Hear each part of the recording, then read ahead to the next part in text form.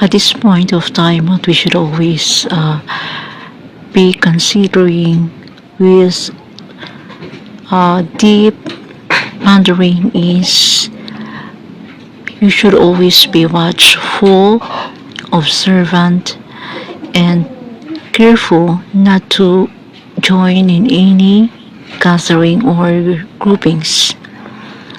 We just don't know if what are their goals for such gathering.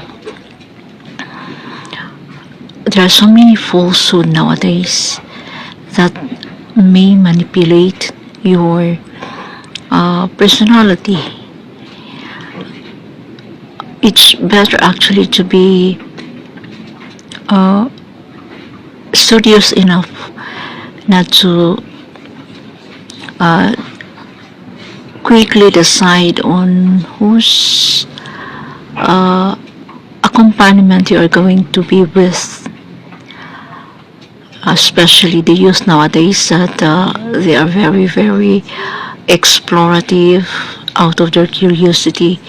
But parents should always advise their children to love the space at home, stay put at home, and engage in learning that comes from online or from books. That's it. That is more safe.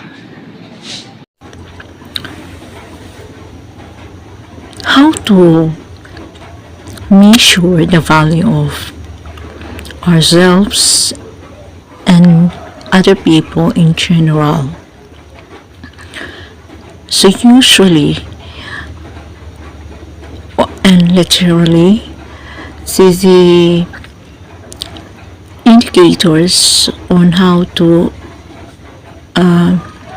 clearly understand the value of a person other than the given measurements by the Constitution of the Philippines, from having one's own life as precious, yet we are also adding up the personal value of a person. So usually these are the basis. A person can be valuable depending upon how other people and his family value his achievements. In other words, when a person is successful educationally, materially, financially, sociopolitically, all of those, then he is considered to be valuable. Another, the factor, he will be noted as very valuable. This can particularly apply within your family whenever the family has a problem, and in your presence there is that assurance that such problem can be solved because of your leadership. Another is the value of a person is also measured on how he could contribute to his family, to his society. In many ways, valuable and important contributions we could provide to the family, to yourself, to others in general, to your religion, to your society, not even on the recognition of. So there is a question here about how to excel academically. Now, at the level of the students, included in their main goals is to excel in every subject they are taking now, if possible. But somehow, that cannot be taken because some students are very poor in mathematics and some excel in social science subjects. So somehow,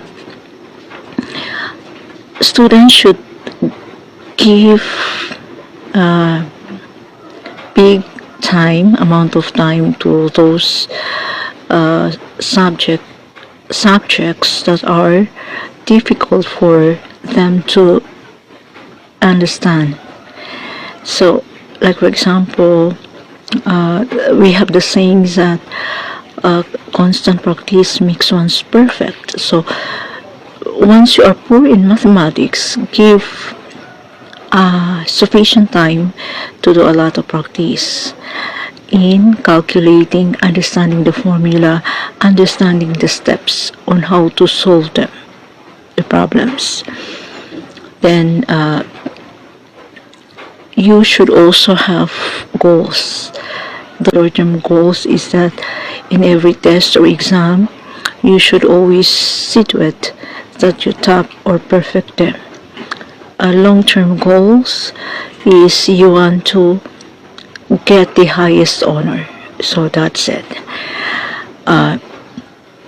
Number 3 is engage in active learning.